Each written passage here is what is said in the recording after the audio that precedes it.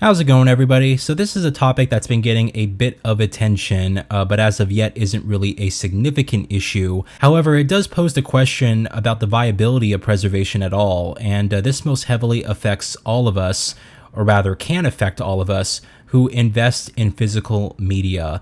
And that is the newfound issue of disc rot. So for those of you who are unaware, disc rot is a condition that affects all disc-based media, from CDs to DVDs and yes, Blu-rays.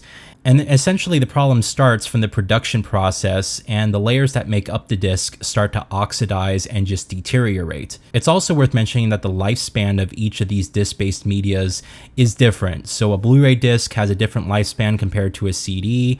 And honestly, you know, the results and the tests, if everything is to be believed, they quite surprised me. So for starters, I'm going to link a couple articles in the description below. This video is just me giving my thoughts. I'm not here to basically share the whole story, but I will be kind of, talking about my perspective and some of the things that are going on, and basically just my take on the whole situation. But I actually did discuss this earlier in the year on one of my live streams. It came up during one of our chats. I just wanted to make a formal video on it here. So what causes disc rot? Well, worth noting that this condition is said to affect all media types. So it's not a preventative thing. It's not something like if you keep your disc in a cool, non-humid environment, it just prevents it entirely.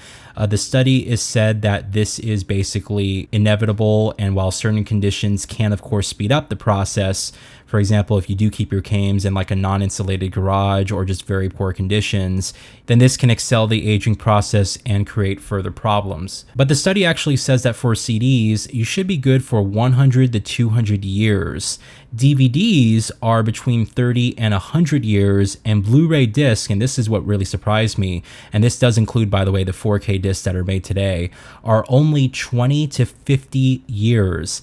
And they're claiming that these are the metrics under ideal conditions. Now, if you don't have your disc properly stored, then this does reduce the lifespan gradually, but the variability of this issue is another thing entirely. There was a story a little while back regarding Warner Brothers. If you guys didn't hear, people who had purchased movies from basically the early 2000s were just starting to experience disc rot. These were DVDs, by the way. And what actually happened is that this was a separate issue that Warner Brothers claimed was due to the production process of these discs made around this time. And so what they actually did is they actually went out and replaced all of the movies with brand new copies for the people who were affected by this. And I just want to be absolutely clear here, there are no wide reports of this happening. We're only roughly estimating the time and the lifespan of the media, and this varies depending on how much the disc is played, how the disc is stored, and of course how the disc was manufactured. For myself, I'm in the hobby of game collecting, and I have many games starting from Gen 5 all the way to the current generation of consoles. And some of these games are actually my original copies that I've owned all these years later. I just did a reminiscing video on Uncharted Drake's Fortune, which is a PS3 game from 2007. And that game is printed on a Blu-ray disc, and that copy that I showed off in that video is the exact same copy that I had owned since launch of that game.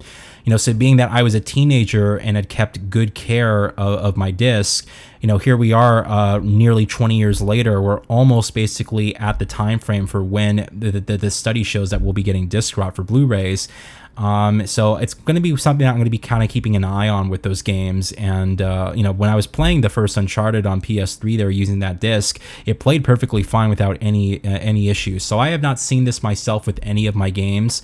But again, this could change very quickly depending on basically the conditions. But I think what this issue does is it brings into question a much larger problem, and that is basically the viability of game collecting at all. The whole entire conversation surrounded by disc-based media is that it's yours forever. No one can take that away from you.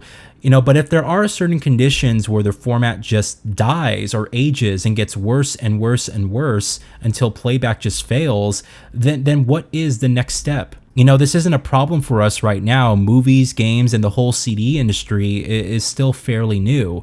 And I mean, CDs began manufacturing in the 80s, right? And they're estimating that that's the longest lifespan regarding all discs. You're good for 100 to 200 years there.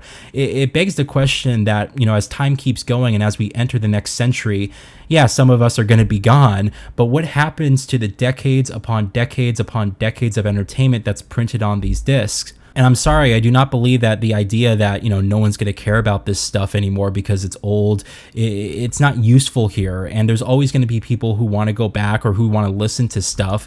And it has nothing to do with people's age or anything like that. Just because you don't care about preservation or you don't care about revisiting something doesn't mean that everybody else doesn't.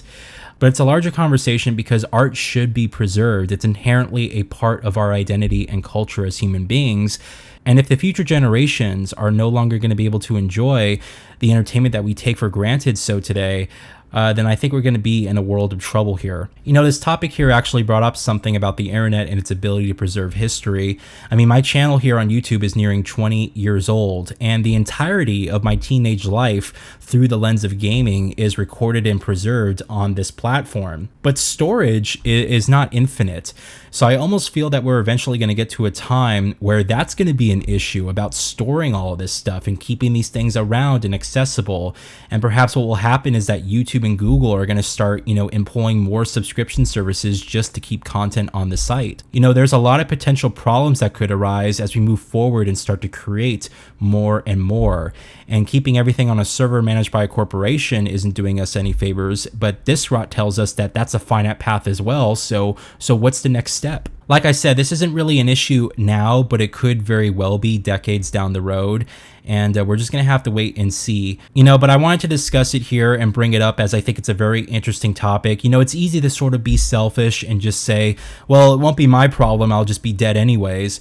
But the whole point about preservation is accessibility, and it shouldn't matter whether it's only you and me. Like that's not the whole point of this. The point is that it should be available. It should be easy to access. And we're just gonna have to wait and see what the plan is, or if this starts to become a wider spread issue. And I guess it's going to affect the Blu-ray disc first, according to these metrics. So I'm interested to see what you guys have to say about this. If anyone has actually came into contact with any discs that have basically been affected like this, or you had stuff that you purchased that had just died, I would love to hear basically what it was and why you think it happened, or just basically how you learned to discover it. But in any case, thank you all for watching. I'm wishing you a great day, and I'll catch you all in the next one.